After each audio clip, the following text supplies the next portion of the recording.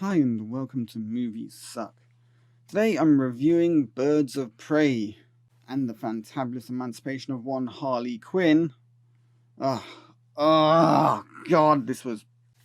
There are few words to describe how bloody terrible, awful, add swear words of your own choice here, bad this movie was. It is so bad that I really had trouble just trying to even keep interested while I was watching it.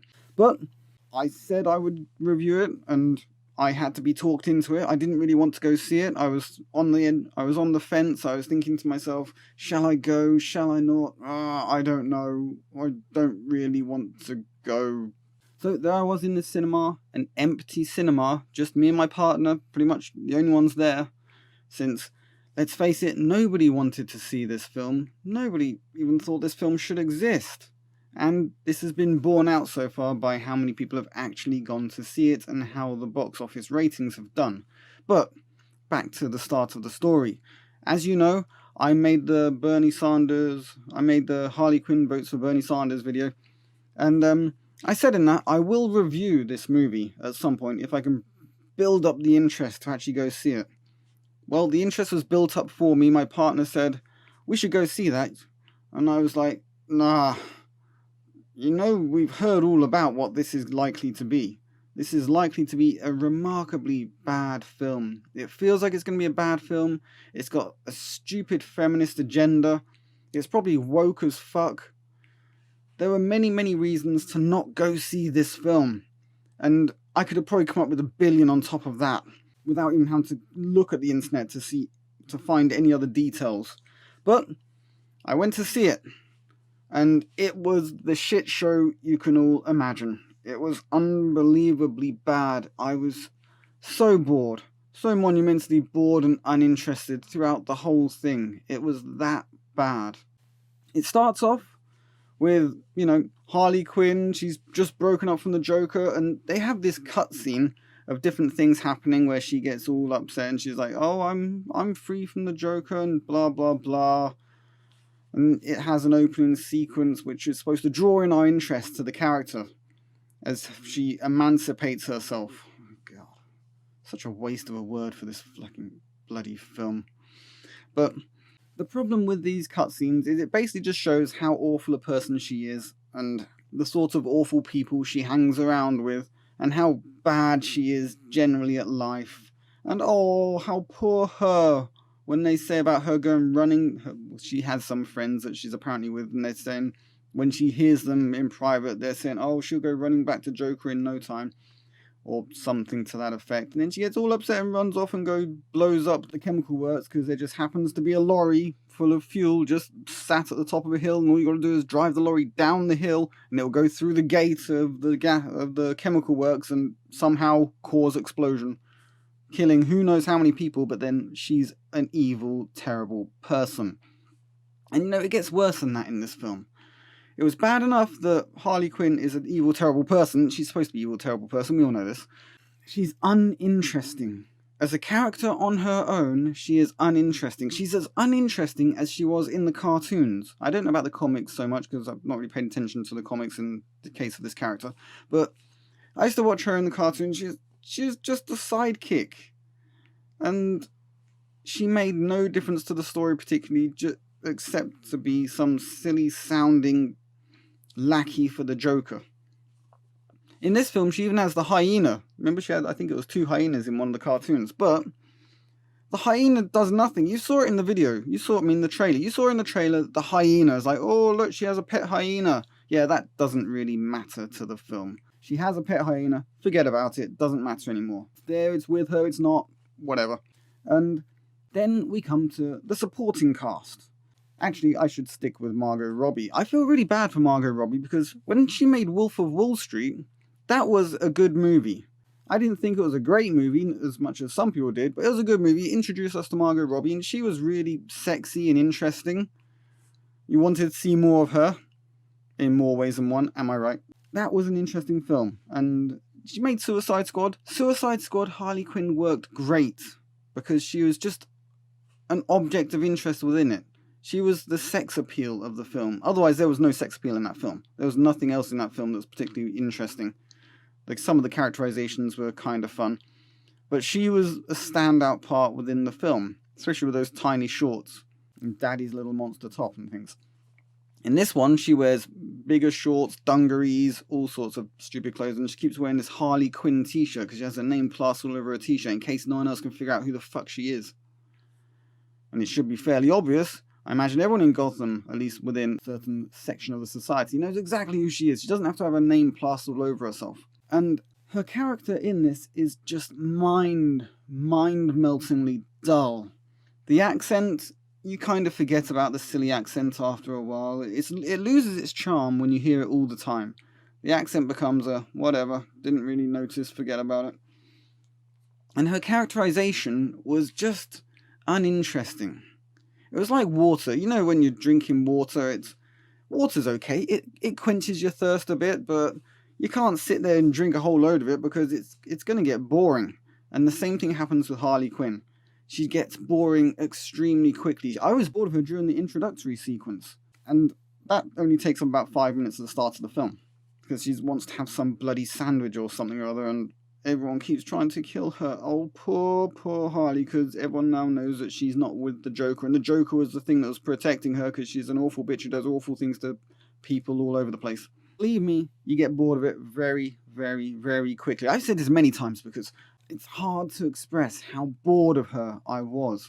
As a character, she's not interesting. She's more interesting than the other members of the cast. We can have a look at those. We've got Black Canary. Nothing like Black Canary of comic book lore. Nothing. It's just some made-up character they've made up in the film. It has no relation to anything ever in the whole of DC. So, whatever. Terrible characterization. Not even blonde. Then we have Cassandra Cain. Yet again. What? Where the fuck did that come from? And, she's supposed to be a pickpocket in this, and she's the worst pickpocket in history. Watch that movie, watch the first time you get introduced to her, and watch the first person she steals something out of her handbag. She walks along behind and, sticks her hand in her handbag and, walks off with something. I don't really know what, don't care. But when she does it, she, sticks her hand in the handbag and gives it a good push in so that the handbag bounces on the back of the lady. It really does. It actually bounces. That's how hard she stuck her hand there. And the lady just carries on. Oh, I don't notice anything. No one's picking my bag. It's like, what? How did you not notice that? So if someone hit you with a fucking lorry, would you notice that? That's how blasé and stupid this woman was.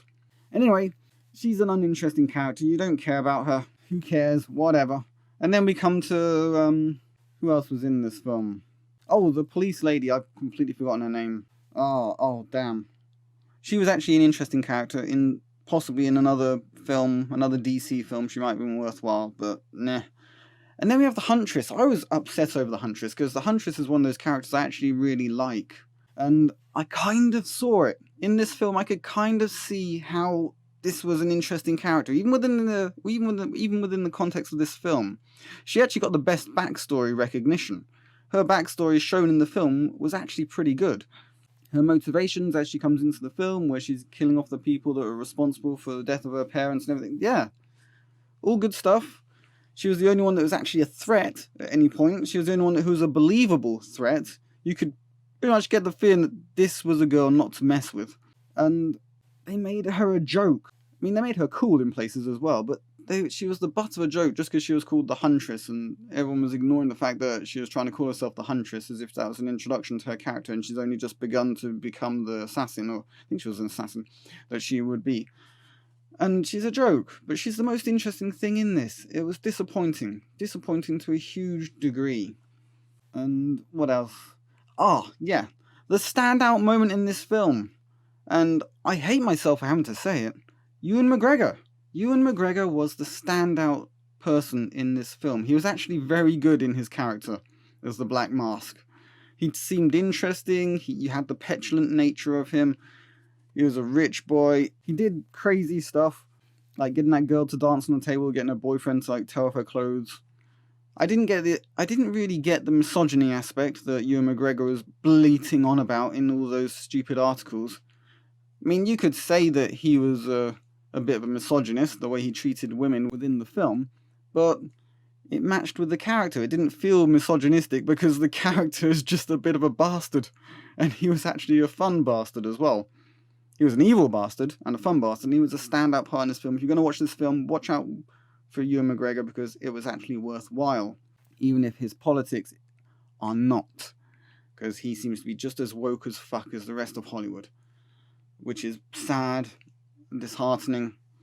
Oh, let me tell you the whole premise of the story of this film. Let's see if you can keep up with the awesome wonder that is the script writing. So, Harley Quinn breaks up with the Joker. She goes crazy. Everyone finds out that she's broken up with the Joker. Bad guys who she has wronged in the past try to kill her. Okay, that's her part of the story completed.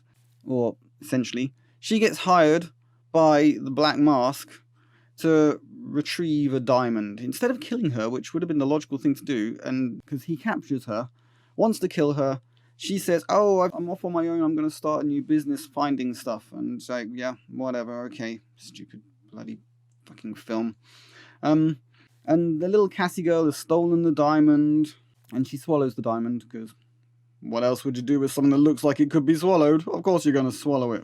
Then she gets taken to a police station. Harley Quinn breaks into the police station, uses a bazooka that fires beanbags and non-lethal rounds to knock out all the police in a police station, all of which have guns and choose not to use them at any point, even though she's outnumbered massively. It's a comic book film. We can leave it alone. Who cares? Although they tried to make it realistic. I draw the line at the idea of comic book and realism. If you're going to make a comic book film, which is all silly and glitzy and dumb, make a comic book film. If you're going to make a realistic film, which is all bloody, gory and realistic to life, make one of those. The crossover in this film, the way they made the crossover, just didn't work. It really just, it felt off. It's not like Deadpool, where he's funny and pretty gory. It was off.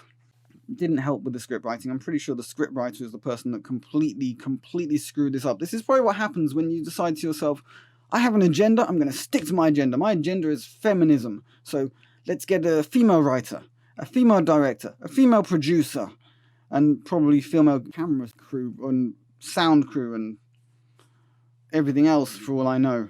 I haven't actually been through the credits that carefully. But this is what you get. And they're all fixated on their agenda and not fixated on what they're actually doing, which is supposed to be making a good movie, which they fail at stupendously here. They really do. Anyway, back to what I was saying about the actual story.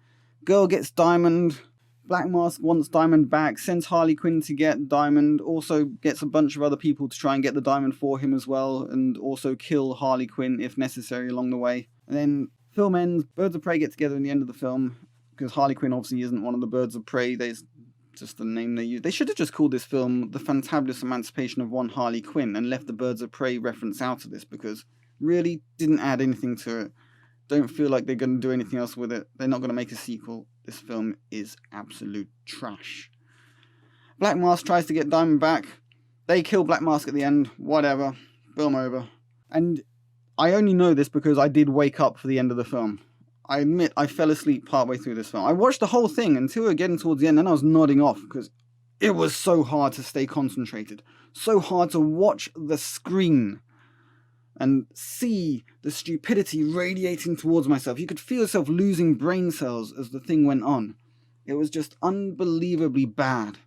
I've said that a few times, and I want to say it again. This was unfucking-believably bad. Ugh! Margot Robbie should never produce another film in her life. The scriptwriter should never write anything else, although I've heard she's writing the Flash movie, and she's also writing a Batgirl movie, apparently. Oh, could you imagine what they're going to be like? Fucking waste of all of our times. Just fire the girl. Apparently she's English as well, from what I remember. Completely forgot what her name is, just a few little details that are sneaking into my mind. This was a terrible, terrible film. Oh, I can't believe I wasted money on this. Thank God I wasted money on this so you guys don't have to. Because avoid this film like the plague. Don't go on Rotten Tomatoes here, like I am right now, and say to yourself, wow, it's got an 81% rating. It can't be that bad. I don't know who these people are, but they are not actually film fans. They can't be. 81% from the film critics.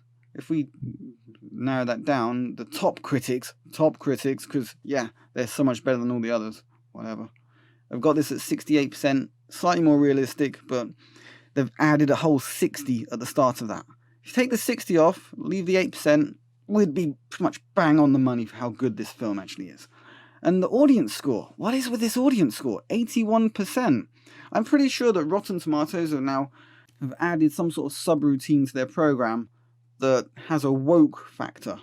If it's got the word woke in the subroutine, then it's not allowed to drop below 80%. It's like fixed. I mean, 81% is probably about as low as they can allow it to go. All audience are at 75%. I just don't get it. I really don't get it. What were these people watching? It wasn't the same thing I was watching. It really wasn't.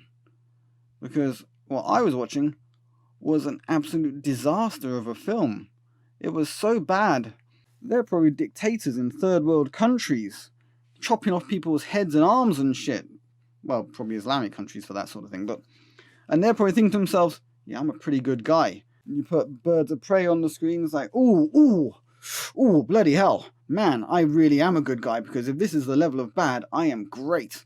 It takes bad to new levels.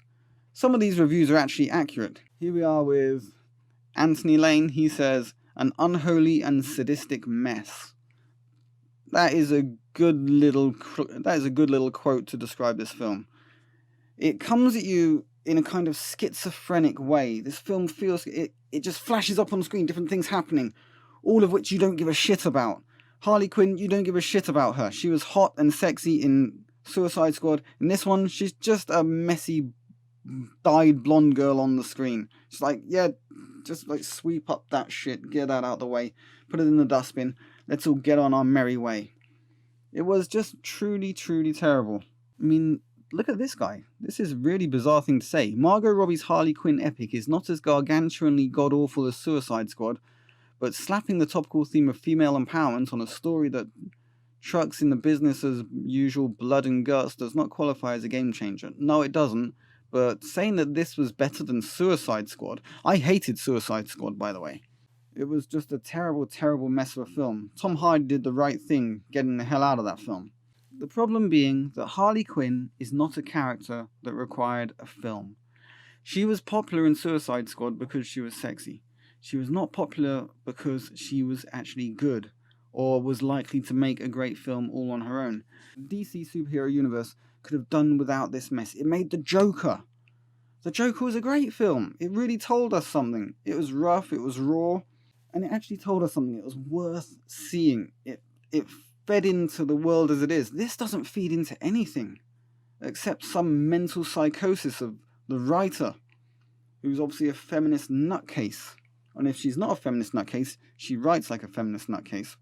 Some people have been going on about this film being woke, and yeah, it's woke, but it's not woke in the wokest possible way. It's feminist in the feminist possible way, and it has woke themes. For instance, it hates white people. It hates male, rich, white people. There's actually a specific moment of racism within this film, where the character of Cassie Kane goes on about robbing rich white people. And you're thinking to yourself, what? What is that about? Why throw that in here? Why just rich white people? Because all white people are rich, right? Of course they are. None of us are on the breadline. It's not a fact that white men are the lowest performing group in society these days because they're the ones that have been shoved to the side the most. But this film doesn't give a shit about things like that. And all men are bad according to this film. Even the lovable old man who ran the Chinese shop that Harley Quinn lives above was a terrible person in the end. And you're thinking to yourself, they're all evil. These people are all bad guys. It's a keyhole view of a bunch of evil, terrible, awful, bad people. Every single one of them. Every single one. No one in this film is good. So why expect anything else? This film was terrible. Do not go and watch it. I'm sorry this review is not as eloquent as it could be, But I really don't give a shit because I don't give a shit about this film. It was a fucking waste of time, and I really don't understand what the goddamn audience score on Rotten Tomatoes is about. I expect the critic score to be a load of bullshit. All you gotta do is go have a look at Captain Marvel. Let's do that a little bit quick, shall we? Let's look at Captain Marvel, shall we? Let's see. Captain Marvel. Ooh, let's have a look at that Rotten Tomatoes score. 78%. Wow, look, the audience scores dragged it down to a realistic level. Wow, I haven't looked at this for a while. Last time I looked at Captain Marvel, they seem to have it as better than Star Wars A New Hope. Although I don't like calling it A New Hope. I like to just call it Star Wars because the A New Hope thing was kind of retconned into the name and it just feels wrong. I'd rather just call it Star Wars. But anyway, look at that. Audience score down to 48%, where it should be. Very interesting. And, well, critic score. You don't expect the critics to be honest. Can't expect honest critics. They don't really exist. This is because I expect the audience score is so bad here because this is before they screwed the audience score up. You notice how on here there isn't a verified audience. So look, it's just the audience. The audience is the audience. No verification required. If we go back to Birds of Prey and have a look at the ratings here, we have an all audience and a verified audience. Why is the verified audience any different from all audience? I don't know. But it is. Anyway, Rotten Tomatoes is also cancer. Pay attention to it at your peril. You will end up watching some terrible, terrible films. This has been Movie Suck saying do not go and watch Birds of Prey and the fantabulous emancipation of one Harley Quinn. It will be a waste of your money. Order a pizza. Go out and throw coins at small children outside schools. Or do something sensible with that money. Find a purpose for it. You know, use it to wallpaper your house. Something important. Don't waste it on this utter shit.